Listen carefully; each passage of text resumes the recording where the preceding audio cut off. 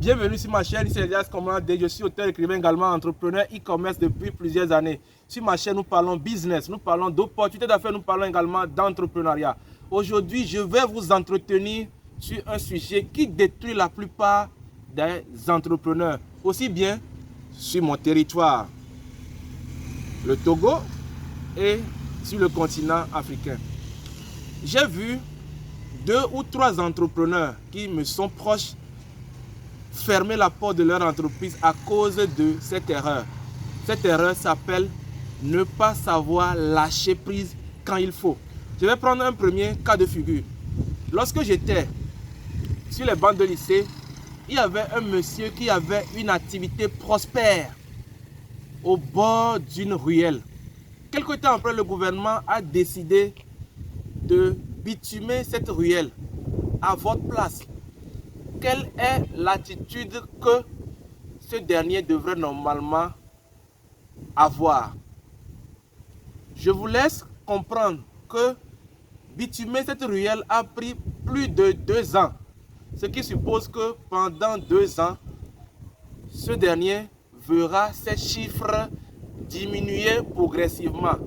Ce qui voudra dire que son activité deviendra de moins en moins rentable, ce qui ne va pas lui permettre de faire face à ses charges. Mais comme ce monsieur disait que cet endroit est très stratégique pour lui, il n'a pas réussi à fermer la porte et aller chercher à s'installer ailleurs. Il est resté au même endroit pendant plus de 2 ans. Le plus surprenant, c'est que au cours de ces 2 années, il a perdu la plupart de sa clientèle. Et au bout de ces 2 années, quand les activités ont repris, tout a vraiment chamboulé à son niveau.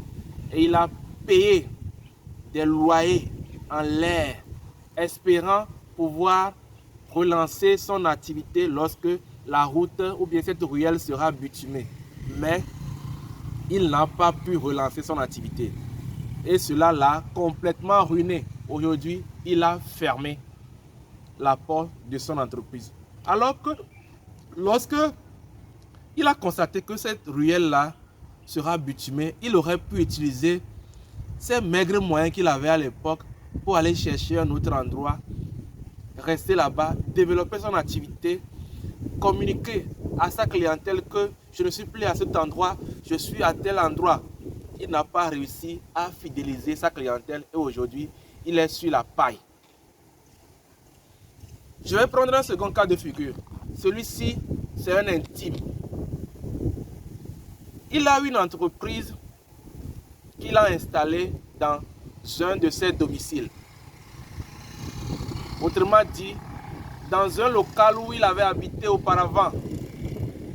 Et la surprise, c'est qu'il était tellement attaché à ce lieu, même quand son activité ne marchait pas, il n'avait pas le courage de dire, tenez, ce que je veux faire à l'instant T, je n'arrive pas à le faire. Au lieu de payer les charges en l'air pour cette grosse maison, je préfère aller prendre un studio au bord d'une route pour commencer à développer mon activité et plus tard revenir en sursaut, m'installer en tant que grande entreprise. Il a aussi commis cette même erreur tout en payant le loyer pendant près de 2 ou 3 ans en l'air. Et finalement, il n'a pas eu le choix que de fermer son entreprise. Il y a quelques mois, j'ai entendu une star de la musique togolaise raconter cette même histoire, qu'elle a installé une affaire qui ne marche pas. Même si c'est pour vendre la friperie, elle le fera parce qu'elle tient à son endroit. Mais ce que je m'en vais lui dire, c'est que ce n'est pas elle qui va quitter l'endroit, mais c'est l'endroit qui va le quitter. Parce que nous sommes dans un monde évolutif. Lorsque vous ne réussissez pas à s'attacher ou bien à s'adapter à votre environnement, l'environnement change de jour le jour ou bien de jour en jour. Ce qu'il faut comprendre, c'est qu'à un moment donné, il faut lâcher prise. Il faut dire, tiens, j'ai fait cette activité qui n'a pas marché. Je ferme la porte provisoirement. Je réfléchis à une autre façon de progresser dans le futur que de dire, je m'attache à cet endroit, je paye le loyer, je ferai tout pour le garder, pour que demain je revienne. Demain, avant que tu ne reviennes de sursaut, une autre personne a installé la même affaire à côté de toi. Est-ce que tu pourras avoir la même influence dans le secteur qu'auparavant? Je dis non. C'est pourquoi il faut que les entrepreneurs apprennent à lâcher prise et à s'adapter à leur environnement. Reculer pour mieux sauter, c'est comme ça moi j'appelle cela.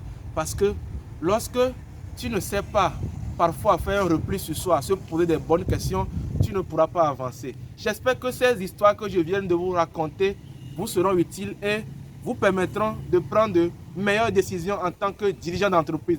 Reculer pour mieux sauter, c'est très important pour les entrepreneurs. Parce que au finish, si tu recules le plus tôt pour limiter les dégâts, tu auras une marge de manœuvre pour avoir un sursaut dans le futur. Mais si tu t'accroches et que les charges deviennent de plus en plus lourdes, tu n'auras d'autre choix que de fermer. Mais lorsque tu vas fermer la porte de ton entreprise, tu seras aussi endetté. Ce sera tout pour la vidéo d'aujourd'hui. Si elle t'a intéressé, tu connais la formule, abonne-toi à ma chaîne, partage la vidéo et on se dit au revoir et à la prochaine.